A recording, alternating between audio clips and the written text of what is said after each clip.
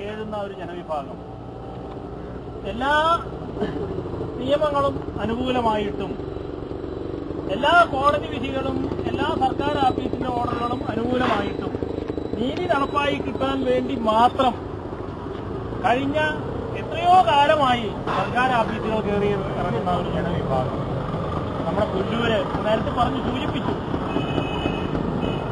ഈ പുലയക്കളരി എന്ന് പറയുന്ന എത്രയോ കാലമായിട്ടുള്ള കളരിയും ആരാധനാ സമ്പ്രദായവും അവിടെ നിലനിൽക്കുമ്പോൾ തന്നെ ഒരു വ്യക്തി അവന്റെ സ്വന്തം ഇഷ്ടത്തിന് താല്പര്യത്തിന് ആ ഭൂമി കയ്യേറി അതൊന്ന് ഒഴിഞ്ഞു കിട്ടാൻ വേണ്ടി നടത്തുന്ന സമരം. നേരത്തെ ഇവിടെ സൂചിപ്പിച്ചു, കളക്ടർ തൊട്ട് വില്ലേജ് ഓഫീസ് വരെ കയറി ഇറങ്ങാത്ത ഒരു ഓഫീസുകളുമില്ല. Collectorate, RDO office, tahsildar office, deputy tahsildar, village officer തുടങ്ങിയുള്ള റവന്യൂ വകുപ്പിലെ കളക്ടർ തുടങ്ങിയുള്ള എല്ലാ ഓഫീസുകളിലും കയറി ഇറങ്ങി. എല്ലാവരും അനുകൂലമായ നടപടികൾ സ്വീകരിക്കാൻ തയ്യാറാവാണ്ട് നിവൃത്തിയില്ല. കാരണം കോടതി വിധിയാണ്. ഇതിനെയൊക്കെ മറികടന്നുകൊണ്ട് ഇത് ആരാണ് ഇതിന്റെ പിന്നിൽ, എന്തിന്റെ പേരിലാണ് ഇത് തടഞ്ഞു വെച്ചിരിക്കുന്നത് എന്നറിയാൻ നമുക്ക് ആഗ്രഹമുണ്ട്. ഞങ്ങളെ സംബന്ധിച്ചിടത്തോളം വളരെ വ്യക്തമായും കൃത്യമായും ഞാൻ സ്ഥലത്ത് പോയിരുന്നു. അവിടെയുള്ള ആൾക്കാരൊക്കെയായിട്ട് പലരുമായിട്ട് സംസാരിച്ചു.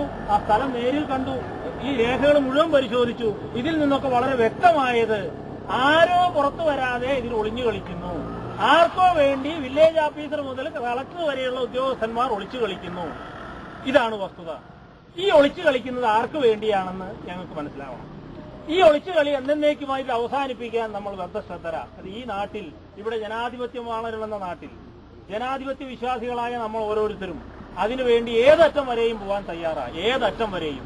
ഇത് ഭരണകക്ഷിയാണോ പ്രതിപക്ഷമാണോ, ഇന്ന് ആര് ഭരണകക്ഷിയാണ്, ഇന്നലെ ആര് ഭരണകക്ഷിയായിരുന്നു എന്നൊന്നും നോക്കിയിട്ടല്ല. നാളെ ഇലക്ഷൻ കഴിഞ്ഞ് ആര് ഭരണകക്ഷിയാവട്ടെ, അതും നമുക്ക് പ്രശ്നമല്ല.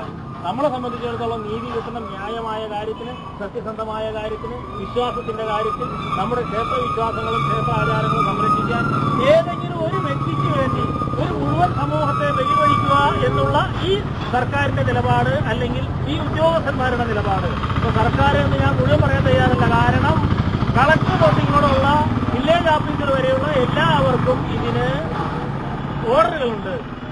നേരത്തെ ഇവിടെ സൂചിപ്പിച്ചു, ഒരു അസിസ്റ്റന്റ് തഹസിൽദാർ, ഡെപ്യൂട്ടി തഹസിൽദാർ, അദ്ദേഹമാണ് നടത്താണെങ്കിൽ അവരെ വാറണ്ട് വെച്ച് പിടിക്കാനുള്ള നിയമമുണ്ട് ഈ നാട്ടിൽ. അത് നടപ്പാക്കേണ്ടി വരുമെന്നാണ് ഞങ്ങൾക്ക് പറയാനുള്ളത്. ഒരു ഡെപ്യൂട്ടി തഹസിൽദാർ ഒളിവിൽ പോയാൽ ഈ നാട്ടിലെ നിയമങ്ങളൊന്നും സംരക്ഷിക്കപ്പെടില്ല. ഈ നാട്ടിലെ പ്രശ്നങ്ങളൊക്കെ അദ്ദേഹം വരുന്നവരെ മാറ്റിവെക്കാം. നമുക്ക് വകുപ്പില്ല. എന്തായാലും സർക്കാർ ഉദ്യോഗസ്ഥന്മാർ ഒരാൾ ലീവിൽ പോയാൽ അതിന് പകരം ചാർജുള്ള ആൾ ഓഫീസിൽ ഉണ്ടാവും, അല്ലെങ്കിൽ അതിന്റെ മേലുദ്യോഗസ്ഥന്മാരുണ്ടാവും. ഒരു തഹസിൽദാരുണ്ട്, ഒരു RDO ഉണ്ട്, ഒരു കളക്ടറുണ്ട്, അല്ലെങ്കിൽ അതിന് മുകളിൽ റവന്യൂ സെക്രട്ടറി മുതലായവരൊക്കെ ഉണ്ട്. നമുക്കറിയാം. എന്തായാലും ഈ പുലയക്കളരി എന്ന ഒരു വ്യക്തി തട്ടിയെടുത്തിട്ട് അത് കോടതികളിലും കളക്ടറേറ്റുകളിലും കയറി ഇറങ്ങി നമ്മളൊക്കെ കാണും. ഇന്ന് വരെ അതിന് ഒരു നീതി നമുക്ക് ലഭിച്ചിട്ടില്ല. 3.5 ലക്ഷം രൂപയാണ് ഇതുവരെ ഈ പുലയക്കളരിയുടെ കേസ് നടത്താൻ ഈ ക്ഷേത്ര സമിതി ചെലവാക്കിയിട്ടുള്ളത്. ഇതിലാരും കോടീശ്വരന്മാരൊന്നുമില്ല. അന്നാണ് കൂലിപ്പണി ചെയ്ത് കുടുംബം പുലർത്തുന്ന പട്ടികജാതി വിഭാഗത്തിന്റെ പ്രവർത്തകരുടെ കയ്യിൽ നിന്നും പിരിച്ചെടുത്ത 3 ലക്ഷം രൂപ ഇവിടുത്തെ ഉദ്യോഗസ്ഥ മേധാവികളുടെ താന്തോടിക്കാൻ കാരണം ഈ പാവപ്പെട്ടവന്റെ കയ്യിൽ അവർ ചെലവാക്കി.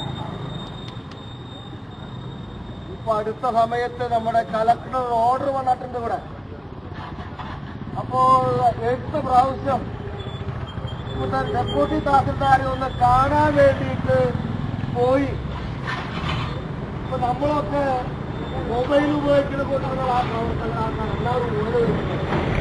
ഈ മൊബൈൽ പ്രത്യേകിച്ച് PSL മൊബൈൽ ഉപയോഗിക്കുമ്പോൾ ആദ്യം വിളിക്കുമ്പോൾ ബിസിയാണ് എന്നതാണ്. രണ്ടാമത് ഒന്ന് വിളിക്കാൻ ഇപ്പോൾ അത് പ്രതികരിക്കുന്നില്ല എന്ന്.